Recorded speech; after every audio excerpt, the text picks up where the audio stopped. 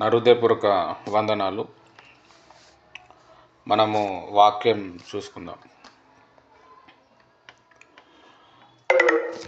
ఇప్పుడు కొన్ని రోజులు ఓన్లీ ప్రవక్త గురించే మనం నేర్చుకుందాం. ప్రవక్త అంటే ఏంది, ప్రవక్త పిలుపు ఎట్లా ఉంటుందో. మన జీవితంలో 5 పిలుపులు ఉంటాయి. అందులో ప్రవక్త పిలుపు కూడా ఒక పిలుపు, చాలా ప్రాముఖ్యం. నేను నెక్స్ట్ మంత్ వచ్చినప్పుడు మీకు నూనె రాసి ప్రార్థన చేస్తాను. మీ లోపల ప్రవక్త ఆత్మ వస్తుంది. అయితే ఇప్పుడు ప్రవక్త యొక్క క్యారెక్టర్ ఎట్లా ఉంటుంది అనేది మనం తెలుసుకుందాము. అంతకుముందు నేను యోనా గ్రంథంలో 1వ అధ్యాయము 2వ అధ్యాయం చెప్పాను. ఈరోజు 3వ అధ్యాయం 4వ అధ్యాయము మనం చూద్దాం. యోనా గ్రంథంలో రేపు జెఫన్యా గ్రంథం, జెఫన్యాని కూడా ఆయన కూడా ప్రవక్త. 3 అధ్యాయాలు ఉంటాయి. ఆ 3 అధ్యాయాల మీద మనం వాక్యం చూద్దాం. అంటే నేను చెప్తా ఉన్నప్పుడు మీకు అనిపిస్తుంది, నా లోపల ప్రవక్త పిలుపు ఉంది, దాని సాదృశ్యాలు కనిపిస్తూ ఉంటాయి. కాబట్టి దానికి సంబంధించిన ప్రేయర్ కూడా మనం చేద్దాం. డిసెంబర్ నెలలో కృతజ్ఞత కూడిక ఉంటుంది. మీ ఇంట్లలో వచ్చి ప్రేయర్ చేద్దాం. అప్పుడు నూనె రాశి అభిషేకం జరుగుతుంది. తర్వాత మీరు ఆ ప్రవక్త పిలుపులో మీరు ఫ్లో అవుతారు. ఇస్తాడు దేవుడు, ఆ నడిపింపు ఇస్తాడు. మీకు అర్థమవుతుంది.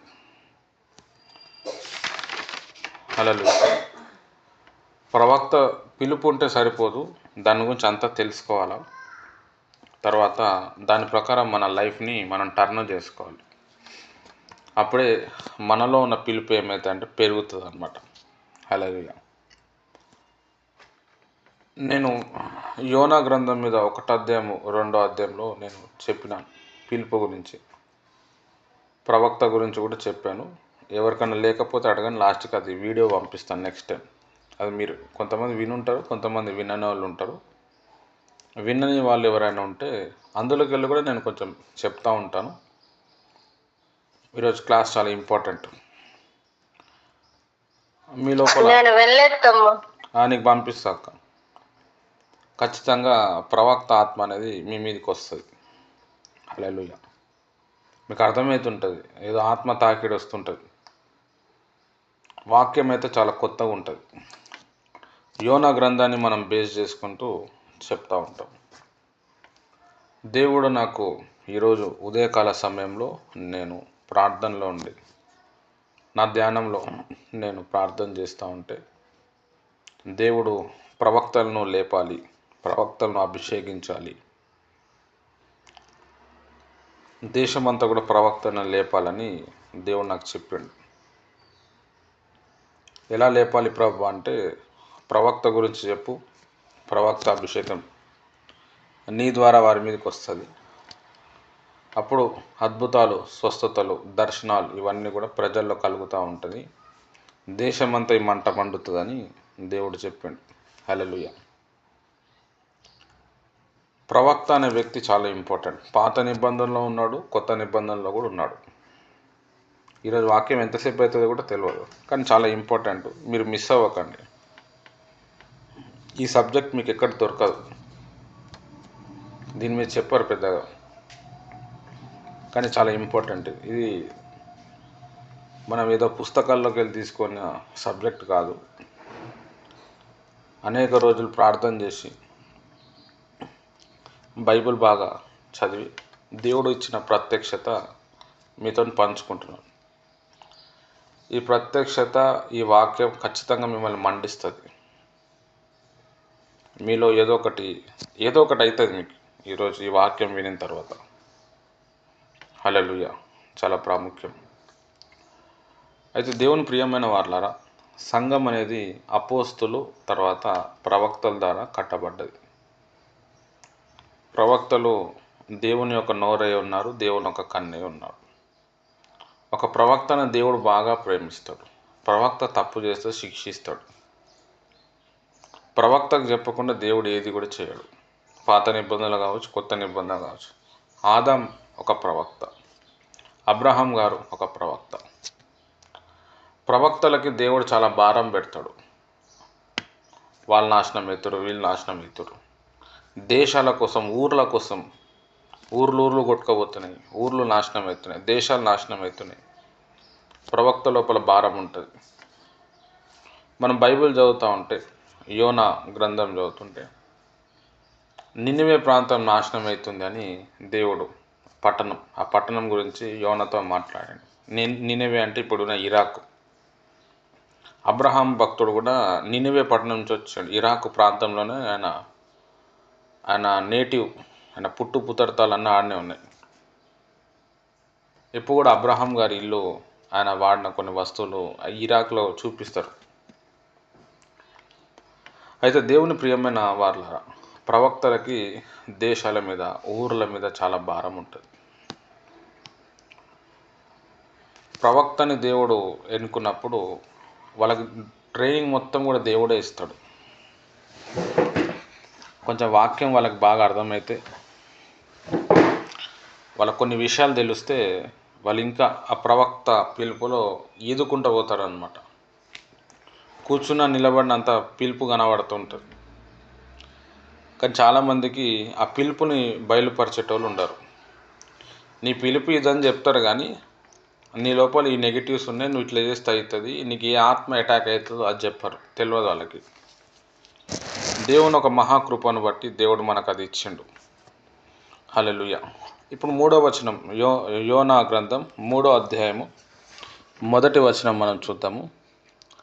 అంతటా యెహోవాకు 2వ మారు యోనాకు ప్రత్యక్షమై సెలవిచ్చినదేమనగా, నీవు లేచి నినివే మహాపురమునకు పోయి నేను నీకు తెలియజే సమాచారం దాని ప్రకటన చేయము. చాలు, ప్రార్థన చేద్దాం. స్తోత్రం ప్రభా, వాక్యంలో వెళ్తున్నాం, మాతో మాట్లాడు.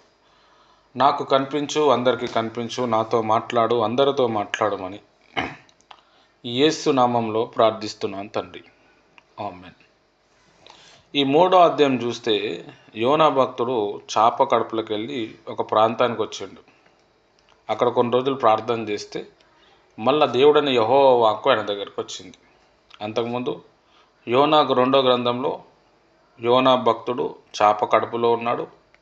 చాప కడుపులో భారం కలిగి ప్రార్థన చేస్తూ ఉన్నాడు. 3వ అధ్యాయంకి వచ్చే వరకు ఒక దగ్గరకు వచ్చేసిండు. అప్పుడు యోనా భక్తునితో దేవుడు మాట్లాడుతున్నాడు. దేవుడు ఒక భక్తునితో మాట్లాడాలి అంటే ఆ భక్తుడు దేవునికి అందుబాటులో ఉండాలి. చాలామంది దేవుడు మాట్లాడతాడు అంటే నమ్మరు. దేవుడు మాట్లాడితే మనం బతకలేము కదా అంటారు. మరి వీళ్ళతో మాట్లాడండి కదా, మరి వీళ్ళు చచ్చిపోయారా?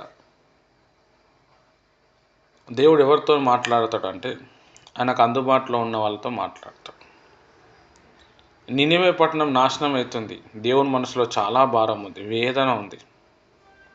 యోనా అప్పుడు అందుబాటులో ఉన్నాడు. యోనాతో మాట్లాడుతాడు. నువ్వు వెళ్ళి నేను నీకు చెప్పిన సమాచారం నినివే పట్టణస్థులకు చెప్పుము. హల్లెలూయా. అది నాశనం అయిపోతుంది, నువ్వు ప్రకటించు అని అంటే ఈయన నడుచుకుంటూ వెళ్ళిండు. కొన్ని రోజులు పట్టింది, ఒక 1 వీక్ ఏమవుతుంది. ప్రవక్త ఎప్పుడు దేవుడు మాట్లాడిన తర్వాత కదులుతాడు, అప్పటి వరకు వాళ్ళు కదలరు. ప్రవక్త యొక్క క్యారెక్టర్ అన్నమాట. దేవుడు ఏది చెప్తే అది చేస్తాడు. మనలో ప్రవక్త పిలుపు ఉన్నప్పుడు దాన్ని మనం డెవలప్ చేసుకోవాలి. దేవునికి అందుబాటులో ఉన్నప్పుడు దేవుడు మాట్లాడిన తర్వాత మనం మూవ్ అవుతాం అన్నమాట. అంతకంటే ముందు వాళ్ళు ముందుకు పోదామంటే కూడా అది ఆగిపోతుంటుంది. అంటే ప్రవక్త పిలుపు అట్లా ఉంటుంది. కొంతమంది దైవజనులను మనం చూసినప్పుడు ఆయన అలా చేయొచ్చు కదా, ఆయన ఇలా చేయొచ్చు కదా, ఆయన ఎందుకు ఇట్లా చేయలే అని అనిపిస్తుంది. కానీ విషయం ఏంటంటే దేవుడు అనుమతించకుండా వాళ్ళు ముందుకు పోలేరు, వాళ్ళ వల్ల కాదు అన్నమాట. అట్లా ఒక ప్రవక్త పిలుపుకి ఆ విధంగా ఉంటుంది. హల్లెలూయా. ఒక ప్రవక్త దేవుని దగ్గర నుంచి వాక్కు పొందుకుంటే, దేవుని స్వరం వినటం కానీ, హృదయంలో ఏదైనా అర్థం చేసుకుంటే తర్వాత దాన్ని కార్యరూపంలో తెచ్చేస్తాడు ఆయన. ఇప్పుడు దేవుడు నువ్వు ఉపవాసం చెయ్యి అని దేవుడు ఒక ప్రవక్తతో చెప్పిండు అనుకో, దేవుడు ఒకవేళ తనకు చెప్తే అది ఆయనకు అర్థమైతే ఖచ్చితంగా ఆయన చేసేస్తాడు. హల్లెలూయా. అది ప్రవక్త పిలుపులో ఉన్న చాలా ఇంపార్టెంట్. ఇక్కడ యోనా భక్తుడు వెళ్తూ వెళ్తూ ఆ నినెవే పట్టణానికి వెళ్ళినప్పుడు 4వ వచనం చూడండి.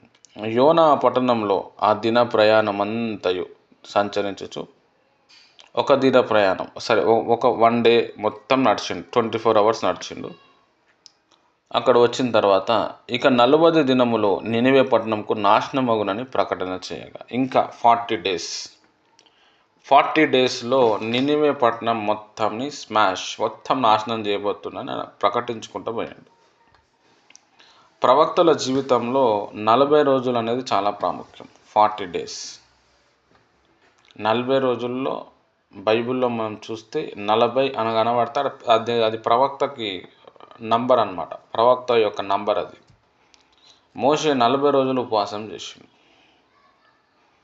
40 రాత్రింబగలు ఉపవాసం చేసిండు. హల్లెలూయా. చాలా ప్రాముఖ్యం. 40 రాత్రింబగలు వర్షం పడ్డది. నోవాహు కూడా ప్రవక్త. ఏలియా 40 రోజులు నడిచిండు కాకులు ఆహారం ఇచ్చిన తర్వాత. యేసు ప్రభువారు 40 రోజులు ఉపవాసం చేశారు. యోనా ప్రవక్త 40 రోజుల తర్వాత మీకు శ్రమ రాబోతుంది అన్నాడు. హల్లెలూయా. చాలా ఇంపార్టెంట్. మనలో ప్రవచనాత్మక పరిచర్య జరగాలి, ప్రవచనాత్మక ఆఫీస్ ఓపెన్ కావాలి అంటే ఒక ప్రవక్త అన్నట్టయినా 40 రోజులు ప్రార్థనలో ఉండాలి. ఆ 40 రోజులు ఉపవాస ప్రార్థన చేస్తారా, లేకపోతే తినేసే ఎక్కువసేపు ప్రేయర్లో గడుపుతారా, అది మీ ఇష్టం. ప్రవక్త కావచ్చు, ప్రవక్తి కావచ్చు. ఇప్పుడు కొంతమందికి పిల్లలు ఉంటారు, పిల్లలు పాలు తాగుతుంటారు, వాళ్ళకి 40 days చేయడానికి అవ్వదు. ఇళ్ళల్లో పని చేసుకునేది ఉంటుంది, వంట చేసేది ఉంటుంది. ఖచ్చితంగా ఉపవాసం 40 రోజులు చేయలేరు. 40 రోజులు ఉపవాసం ఎవడు చేస్తాడు అంటే నాలాంటి వాడు చేయగలుగుతాడు. పని పాట లేకుండా, ఏమి బాధ్యత లేకుండా ఉంటే అది చేయగలుగుతాం. అయితే మీరు ఎవరైనా ప్రవక్త పిలుపులో ఈదాలి, ప్రవక్త గురించి ఇంకా బాగా తెలుసుకోవాలి, నాలో ఉన్న ప్రవచనాత్మక పరిచర్య బయటికి రావాలి అంటే ఒక 40 days ప్రేయర్ చేయాలి. అది ఈ రోజు నుంచే స్టార్ట్ చేయొచ్చు. ఎగ్జాక్ట్గా December 30కి అయిపోతుంది. రేపటి నుంచి స్టార్ట్ చేస్తే December 31కి అయిపోతుంది. ఒక 40 days, 40 రోజులు తినేసి ఒక 3, 4, 5 గంటలు ప్రార్థన చేయటం చాలా ప్రాముఖ్యం. అంటే ప్రవక్తకి 40 అనే సంఖ్యకి చాలా లింక్ ఉందన్నమాట. హల్లెలూయా. ఇక్కడ యోనా భక్తుడు ఏమని చెప్పినంటే 40 daysలో నినివే పట్టణం నాశనం అయిపోతుంది అన్నాడు. హల్లెలూయా. చాలా ప్రాముఖ్యం. అట్లా చెప్పినప్పుడు ఆయన వెళ్ళిపోయాడు, చెప్పుకుంటూ వెళ్ళిపోయాడు. ప్రజలు అది గ్రహించారు. రాజు నుంచి మిగతా వ్యక్తులందరూ కూడా అమ్మో నాశనం అవుతామంట అని చెప్పి వాళ్ళు బూడిద జల్లుకొని, బట్టలు ఇప్పేసి, గోనె సంచ కట్టుకొని భారం కలిగి ప్రార్థన చేస్తే దేవుడు, అరే వీళ్ళందరూ పాపాలు ఒప్పుకోరు కదా, నా దగ్గరకు వచ్చేసారు కదా అని చెప్పి దేవుడు వాడిని క్షమించేసాడు. హల్లెలూయా. చాలా ఇంపార్టెంట్.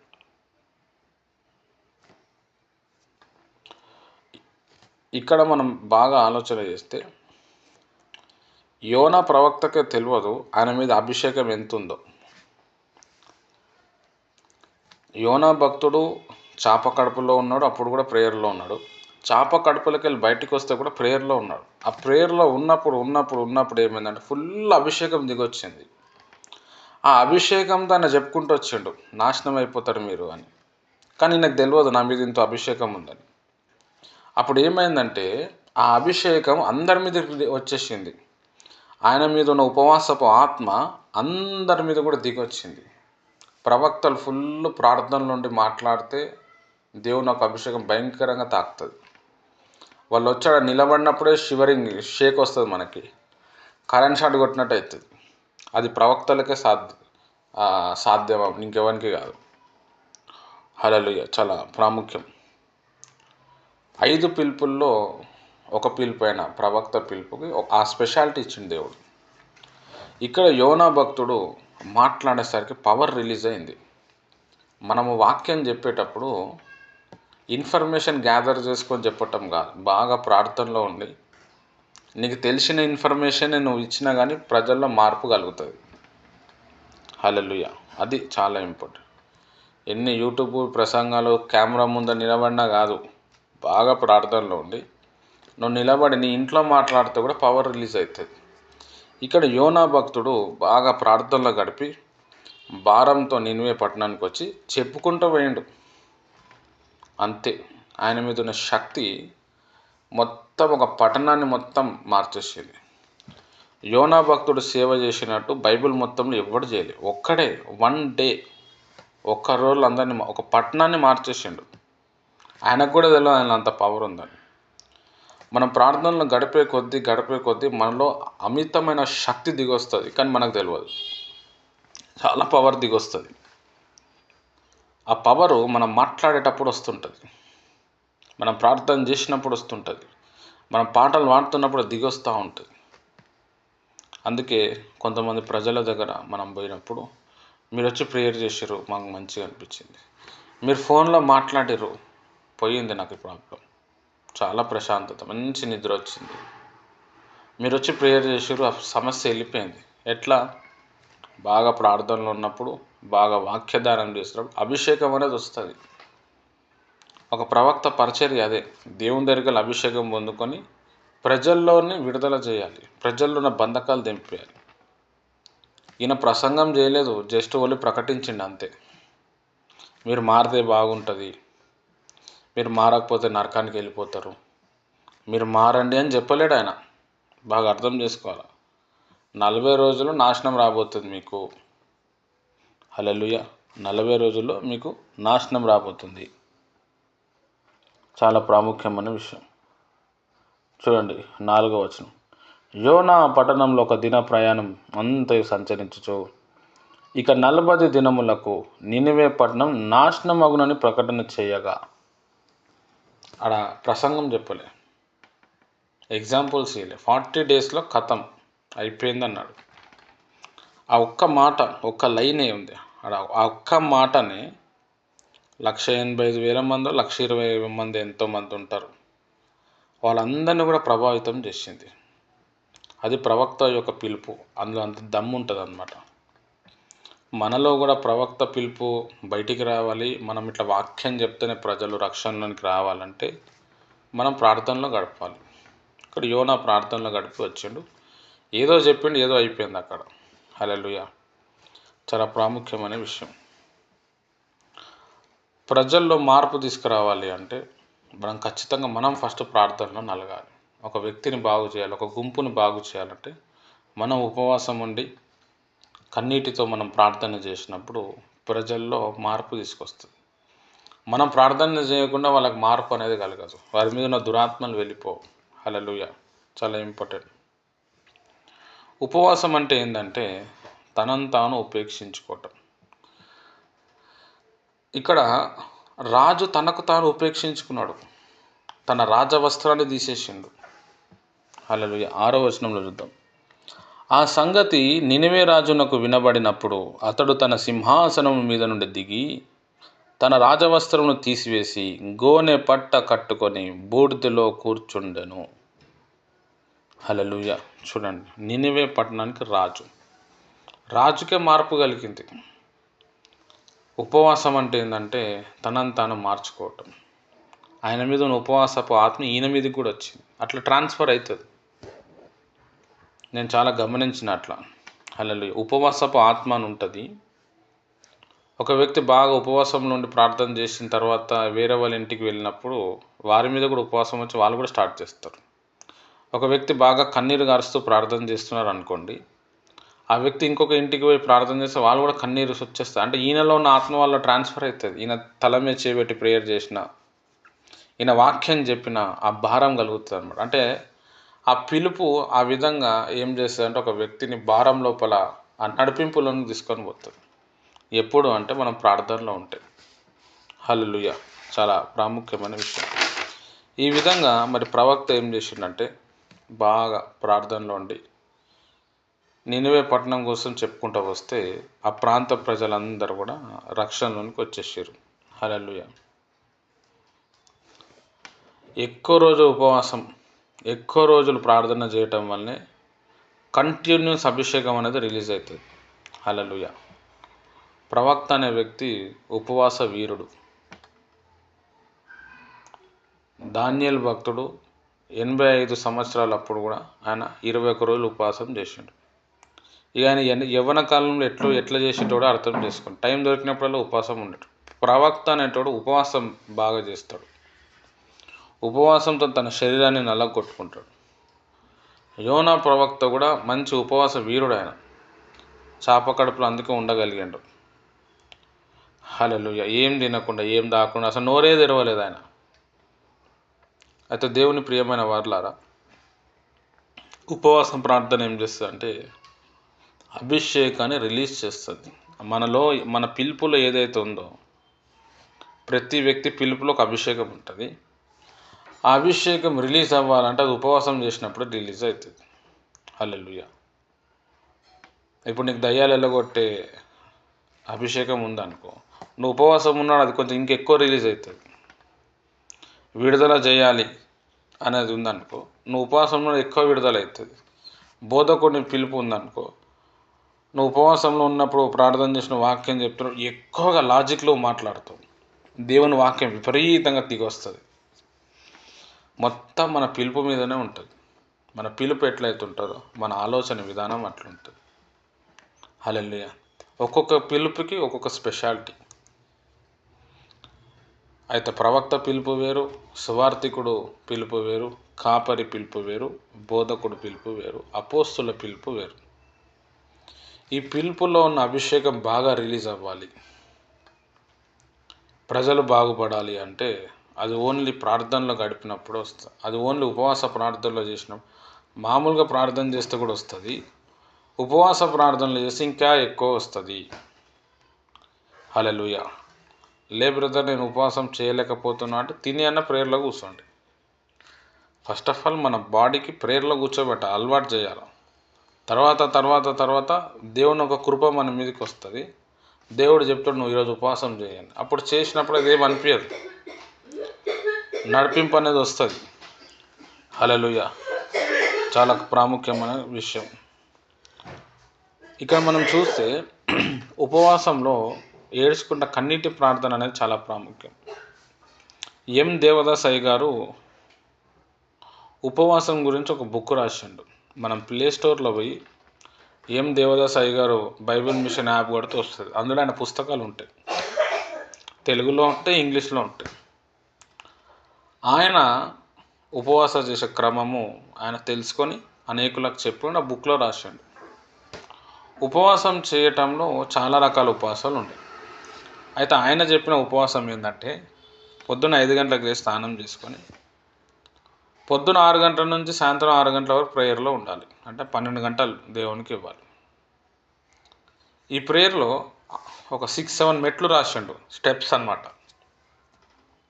ఫస్ట్ మెట్టు, నువ్వు ప్రేయర్ చేస్తున్నప్పుడు నీ లోపల ఏదైనా పాపం ఉందా నువ్వు గమనించాలి. ఆ పాపంని నేను వదిలేస్తున్నా అని చెప్పి ప్రేయర్ చేయాలి. దేవుణ్ణి అడగాలి ఆ పాపాన్ని జయించటం. నెక్స్ట్ రెండో మెట్టు, నీకెవరైనా శత్రువులు ఉన్నారా వారిని క్షమించాలని. హల్లెలూయా. అట్లా ఒక 6-7 అది ఆ బుక్ చదివితే మీకు తెలుస్తుంది. మనం ఫోన్లోకి వెళ్ళి డౌన్లోడ్ చేయొచ్చు. అది మీకు కావాలంటే నేను డౌన్లోడ్ చేసి ఇస్తాను. అది దాంట్లో చాలా ఇన్ఫర్మేషన్ ఉంది. అప్పుడప్పుడు కొంచెం ఛాయ్ తాగి నీళ్ళు తాగి అట్లా సాయంత్రం తినేసేయమని చెప్పాను. అయితే ఛాయ్ తాగితే ఏమవుతుందంటే ఉపవాసం విరిగిపోతుంది. అప్పుడు ఆయనకు దేవుడు అది ఇచ్చిండు. ఆయన ఛాయ్ తాగిండు. దానికి కారణం ఏంటంటే మరి 12 గంటల గ్యాప్ ఉంది కాబట్టి ఆయన ఛాయ్ తీసుకున్నాడు. మనం ఆ ఛాయ్ తీసుకోవద్దు యాక్చువల్గా అయితే. ఎందుకనంటే ఒక పూటకి అన్నం తింటే ఎంత బలం వస్తుందో ఒక కప్ టీ తాగుతంత బలం వస్తుంది. ఆకలేస్తూ ఉన్నప్పుడు ఛాయ్ తాగని ఆకలి మర్చిపోతారు. ఆకలి మర్చిపోవడం కాదు, నువ్వు ఆకలి వేసినప్పుడు అన్నం తింటే ఎలాంటి పవర్ వస్తుందో ఒక కప్ టీలో అంత బలం వస్తుంది. అప్పుడు అన్నం తిన్న ఒకటి, ఛాయ్ తాగిన ఒకటి. మరి వాటర్ తాగొచ్చా బ్రదర్ అంటే వాటర్ తాగొచ్చు, జ్యూసులు తాగొద్దు. చాలామంది ఉపవాసంలో మంచి ఛాయ్ తాగుతారు, తప్పది. మజ్జిగ తాగుతారు, తప్పది. నీళ్ళు తాగొచ్చు. నీళ్ళు తాగటం వల్ల కడుపు ఏమీ నిండదు. నీకు ఆకలేసి అన్నం ఏం తిని నువ్వు తృప్తిపరచుకున్నావు అంటే ఎప్పుడు కూడా నీళ్ళు తాగి ఉన్నా అని చెప్పాడు. దాహం వేస్తేనే నీళ్ళు తాగుతాం, ఆకలి వేస్తే నీళ్ళు తాగం. ఒకవేళ ఆకలి వేసిన నీళ్ళు తాగినా ఆకలి తీరదు, కడుపు కూడా నిండదు. కాబట్టి నీళ్ళు తాగినా ఏం కాదు.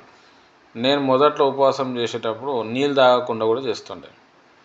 ఈ నీళ్ళు తాగకుండా చేయటం వల్ల ఏమైందంటే తలనొప్పి వచ్చి, తలంతా పిచ్చి పిచ్చిగా ఉండి, నడుము నొప్పి వచ్చి, కిడ్నీలు కోరుకుంటుంటే వాటర్ వాటర్ వాటర్ అని నోరంతా ఎండిపోయి అంత పిచ్చి పిచ్చిగా ఉండే. ఇక అప్పుడు అది వాటర్ తాగటం మొదలుపెట్టిన, అప్పుడు ప్రశాంతత వచ్చింది. ఇది ఉపవాసంలో క్రమము. ఖచ్చితంగా అందరూ కూడా ఉపవాసం చేయొచ్చు, చేయాలి, ఏం పర్వాలేదు. ఉపవాసం చేసేటప్పుడు మనకి పొద్దున్న లేవగానే ఆకలి ఎందుకు అవుతుంది అంటే, మనం బ్రష్ చేసేటప్పుడు నాలుక బాగా సాఫ్ చేస్తాం, టంగ్ క్లీనర్ పెట్టి, లేకపోతే మన బొటన వేలు నాలుక మీద పెట్టి బాగా దాన్ని రుద్దుతాం, అప్పుడు ఆకలి వేస్తుంది. మీరు ఉపవాసం ఉన్నప్పుడు స్నానం చేస్తే చేయండి, నోరు కడగకండి, వాటర్ తాగండి, మీకు ఏమీ ఆకలి పుట్టదు. అంటే నాలుకని మనం మొహం కడగటం నాలుకని మనం ప్రెస్ చేస్తూ ఉన్నప్పుడు నాలుక చెప్తుంటుంది ఇక నా కడుపుకి ఏదైనా పెట్టు అని.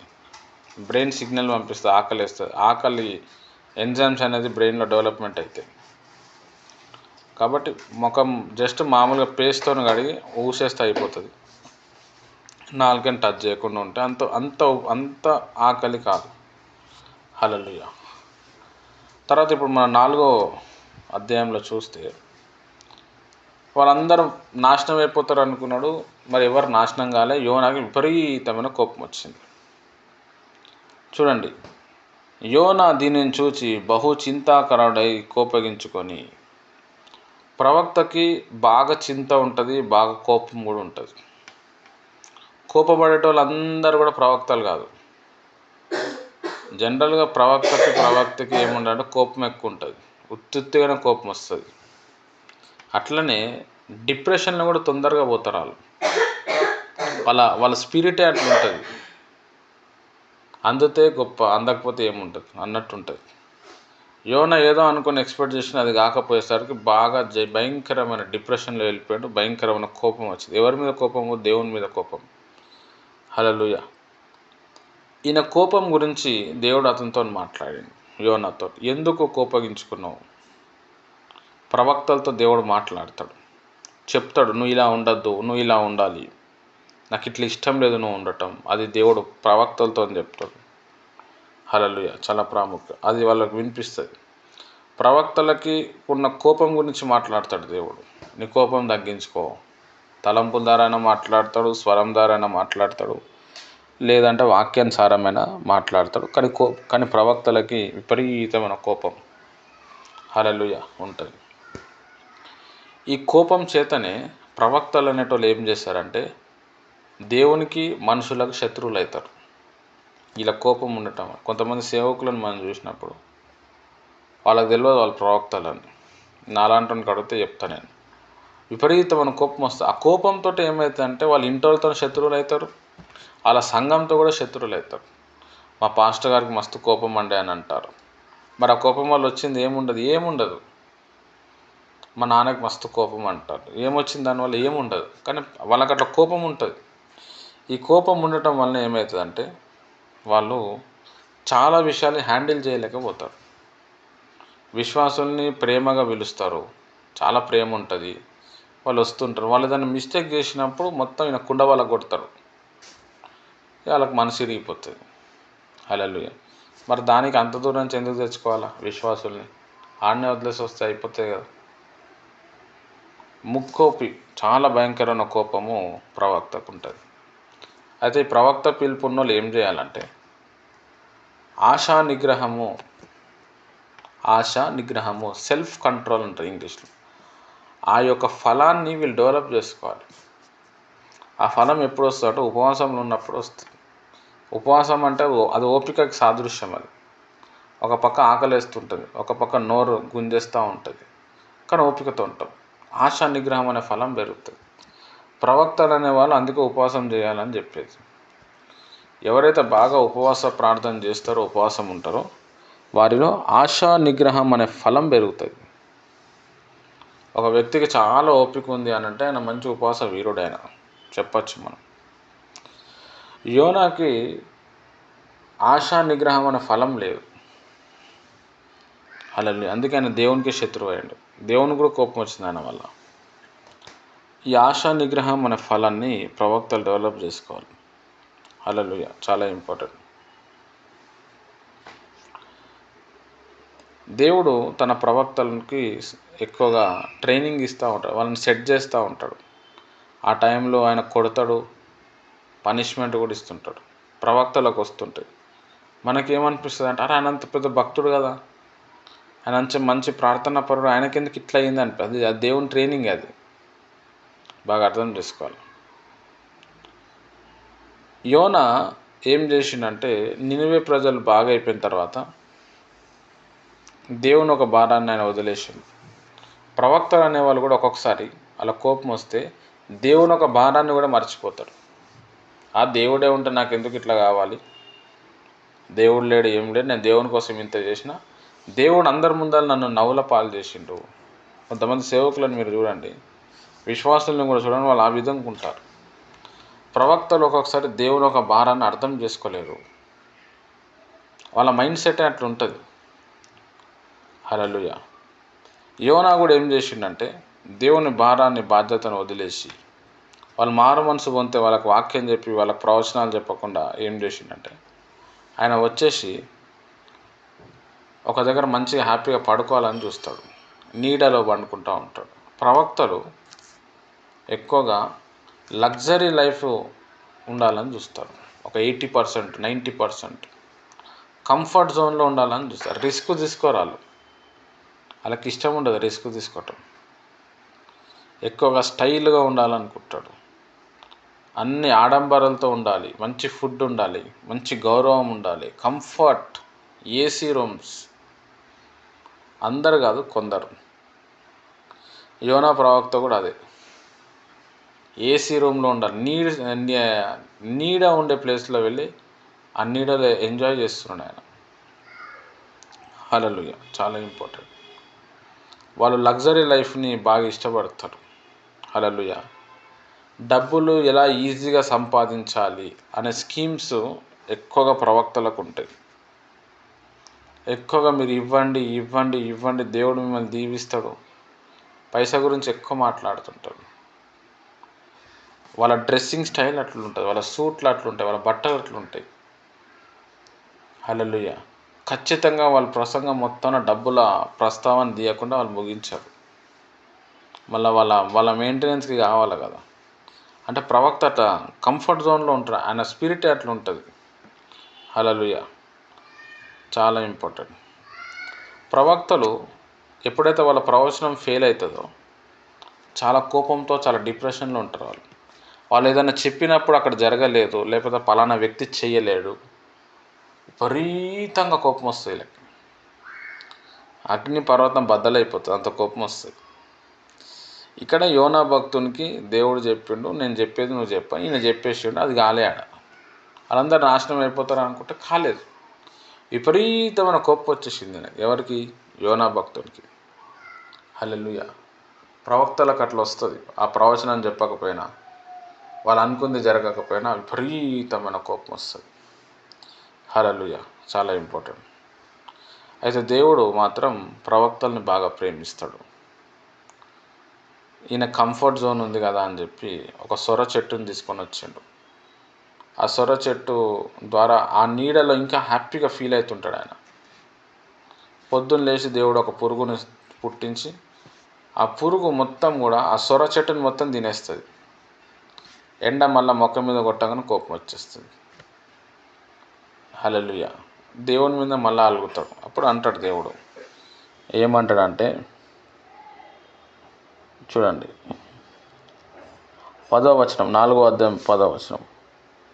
అందుకు యెహోవా, నువ్వు కష్టపడకుండాను పెంచకుండాను ఒక రాత్రిలోనే పుట్టి పెరిగి ఒక రాత్రిలోనే కానీ వాడిపోయాను ఈ సొర చెట్టు విషయంలో నీవు విచారించుచున్నావే. అయితే 120,000 మంది కంటే ఎక్కువై కూడి ఎడమలు ఎరగని జనులు బహు పశువులు గల నినివే పురమును మహాపురం విషయంలో నేను విచారణ పడవద్దా అని యోనాతో సెలవిచ్చాను. 120,000 మంది, ఇంతమంది జనాలు ఉన్నారు, మళ్ళీ వాళ్ళు కూడా కాలిపోతారు అని అంటే నాకు విచారణ ఉండదా అంటున్నాడు. హల్లెలూయా. మనుషుల కంటే ఎక్కువగా దేవునికే విచారణ ఎక్కువ ఉంటుంది. వాళ్ళు నాశనం అవుతారు, వీళ్ళు నాశనం అవుతారు. అట్లా విచారణలో ఉన్నప్పుడు యోనా భక్తుడు దేవునికి అందుబాటులో ఉన్నప్పుడు దేవుడు యోనా భక్తునితో మాట్లాడాడు. హల్లెలూయా. జీసస్ ఖబ హత్తులో రషికేర్ అజందల హస్తబర షిరియరజనార్. ఈ వాక్యం చెప్తున్నప్పుడు నిద్రమత్తు తీసుకొస్తున్న సైతన కులు వేస్తున్నాము. అల్లబర సంబబర షికేందలార్. నిద్రమత్తు ఏసునాముల పోనుగాక. లబౌ జందల హస్తంబర షీరియరజనార్. యహూవరి కంబర శిఖందల రబౌథలర సిబిందల రబరబ లబర సబబబబబబర షరియరజనార్. రై కనమందల హస్తం బబౌర్ రకంతులో రలందర బిరిబిరి షందల రబ. తండ్రి దేవానికే స్తోత్రం. ఆ నిద్రమత్తు సైతాన్ శక్తిని బంధించండి. ప్రతి బిడ్డ ఈ వాక్యం ఇంట్రెస్ట్గా వినేటట్టు కృప దయచేయండి. వారి లోపల కృపం దాల్చేయండి. యహోల్ థరీ షకియా జందలార్ అస్మలార షికహోనర షిరియందల. మీరే అద్భుతాలు ఆశ్చర్యకార్యాలు జరిగించండి. ఓ దేవానికే వందనాలు. జిలిందల హస్త కరబ షంధల రబబబ లబర సబబబర షిరియరజునార్. తండ్రి దేవానికే స్తోత్రం. ఇక్కడ మనం ఆలోచిస్తే దేవుని ప్రియమైన వారలారా, యోనా ప్రవక్త గురించి ఆలోచిస్తే ఆయన ప్రవక్త కాబట్టి ఆ విధంగా ఉంటాడు. ఆయన దగ్గరికి వెళ్ళి మనం నేర్చుకోవాల్సిన యోనా గ్రంథం నుంచి మనం నేర్చుకోవాల్సిన విషయం ఏంటంటే మనలో కోపాన్ని కంట్రోల్ చేసుకోవాలి. ఈ కోపం వలన మన ఫ్యామిలీకి దూరం అవుతాం, దేవుని పనికి దూరం అవుతాం, దేవునికి దూరం అయిపోతాం, సంఘానికి దూరం అవుతాం, దేవుని బిడ్డలకు దూరం అయిపోతాం, చాలా కోల్పోతాం. ఆ కోపాన్ని ఎలా కంట్రోల్ చేసుకోవాలంటే ఉపవాసం వలన దాన్ని కంట్రోల్ చేసుకోవచ్చు. లేకపోతే ఆక్యుపంచర్ పాయింట్ ఉంటుంది ఒకటి, H8 అని చెప్పి అరిచేతుల్లో ఉంటుంది. ఆ పాయింట్ తీసుకుంటే కూడా కోపం కంట్రోల్ అవుతుంది. లేదు అని అంటే ప్రార్థన చేస్తే కూడా కోపం కంట్రోల్ అవుతుంది. హల్లెలూయా. ఇది చాలా ప్రాముఖ్యం. ఇది ప్రవక్త పిలుపు యొక్క గుణాలు. మనం దాని లోపల ఆ ప్రవక్త పరిచర్యలో మనం ముందుకు పోవటానికి మనం చేయాల్సిన అతి ప్రాముఖ్యమైన విషయం ఏంటంటే మనం బాగా దేవునిలో వాక్యంలో ప్రార్థనలు ఎదిగినప్పుడు ఆటోమేటిక్ నువ్వు ఏం చేయకపోయినా నీకు ఆ ఫ్లో వస్తుంది. ఆ ఫ్లోతో నువ్వు మంచిగా దేవుని యొక్క సేవ చేయొచ్చు. హల్లెలూయా. మంచిది. దేవుని యొక్క మాటలు దీవించునుగాక. ఆమెన్. డిసెంబరు 12వ తారీఖు మా ఇంట్లో కృతజ్ఞత కూడిక ఉంటుంది, హైదరాబాద్లో ఉన్న వాళ్ళ కోసం. వాళ్ళందరూ రావాలని కోరుచున్నాం. ఆ రోజు వాళ్ళకి అభిషేకం ఉంటుంది. నెక్స్ట్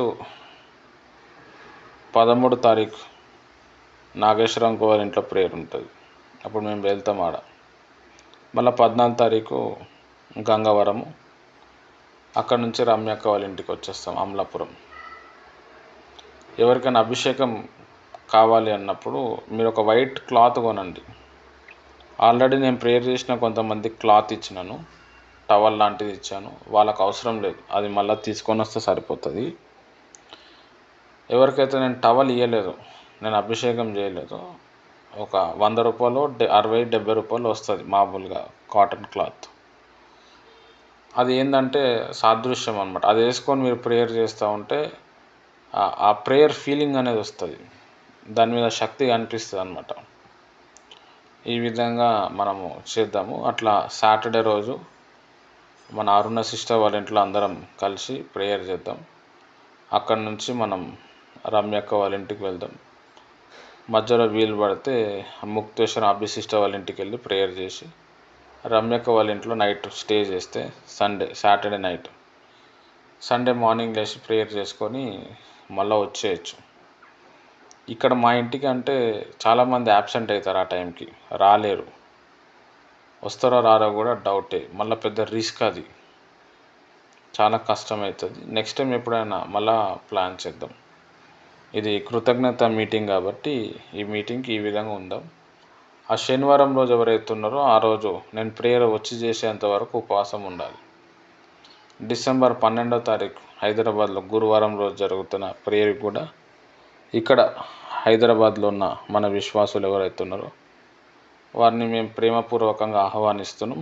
మీరు వచ్చి మా కొరకు ప్రార్థన చేయండి, మేము కూడా మీకోసం ప్రేయర్ చేస్తాం. దేవుడి మాటలు దీవించునుగాక.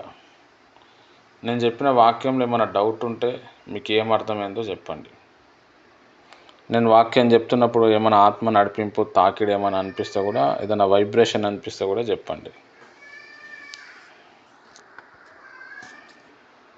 మాట్లాడారు చాలా పాయింట్లు టచ్ నేను వీటిలో ఉపవాసం ఎక్కువ చేయాలనిపిస్తాను, ఉపవాసం కూడా చేస్తాను నేను. అలాగనే అదేవిధంగా కోపం కూడా ఎక్కువ ఉంటుందని నాకు మరి ఎందుకో తెలియదు, అది ప్రాక్టీస్లోనే ఉంటుందని ఇప్పుడు చెప్తాడు. కోపం ఒకటి, ఉపవాసం ఒకటి చేయాలని ఉండదు. అదేవిధంగా నేను ఏదైనా ఆలోచన చెప్పినప్పుడు ఫెయిల్ అయిపోతే చాలా బాధ అనిపిస్తుంది, ఎందుకు దేవుడు మాట్లాడినప్పుడు ఎందుకు నెరవేర్చబడలేదని. అదొకటి నాలో గమనించాను నేను. ఇంకా నేను చెప్పినవన్నీ రాసుకున్నాను నేను. నాలో చాలా పాయింట్గా చేయ ఉపవాసం గురించి కావచ్చు, దేవుని పిలుపు గురించి కావచ్చు, ఇదంతా కూడా మంచిగా అనిపించిందని దేవుడి కొద్ది మాటలు దీవించున్నారు.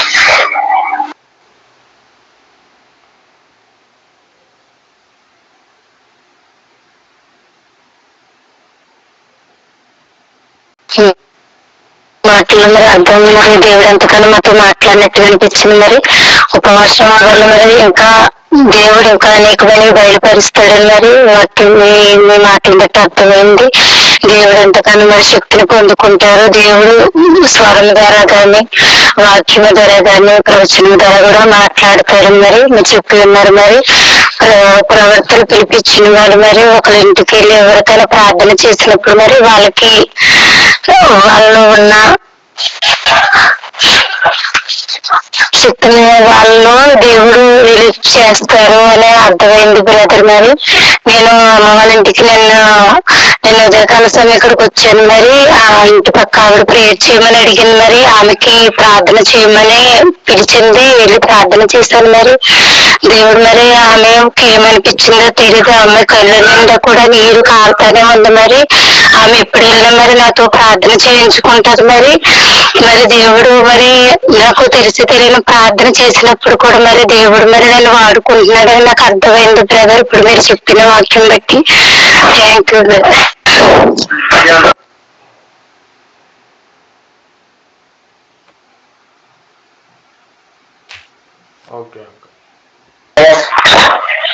ఎవరండి మరి ఈ మధ్యాహ్న కాల సమయంలో మరి చెప్పడతాము మీరు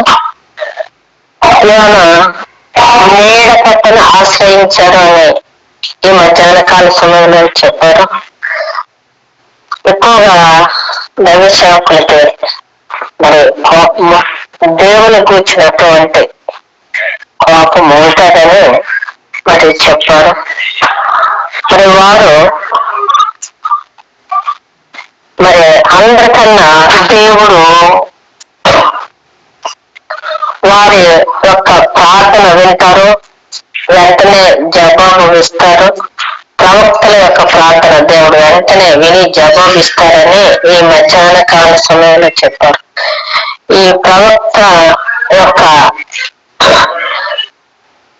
మనస్తత్వము కోపం అని చెప్పారు.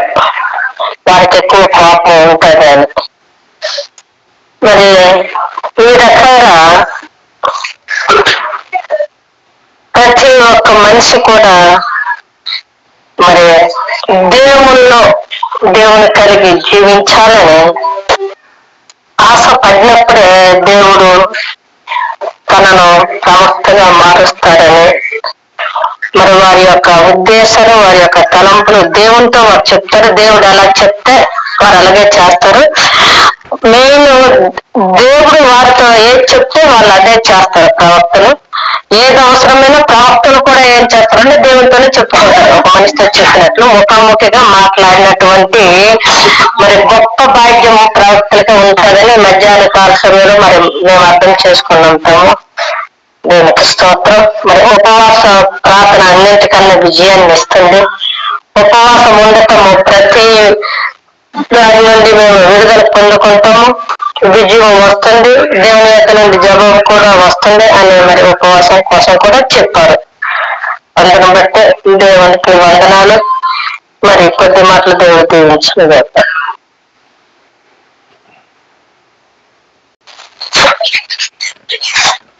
ప్రవక్తలు దేవుడు ఎక్కువగా ముఖాముఖిగా ఉంటారు. ఎందుకంటే దేవుని సన్నిధిలో ప్రవక్తలు ఎక్కువగా ఎల్లప్పుడూ కూడా దేవునితో ముఖాముఖిగా ఆలోచించి మాట్లాడుతూనే ఉంటారు. ప్రవక్తలకి పట్టుదల ఎక్కువగా ఉంటది. అందువలన అది సాధించలేనప్పుడు కోపం వస్తుంది. అంటే పట్టుదల ఉన్నప్పుడు కూడా కోపం కూడా వస్తుంది.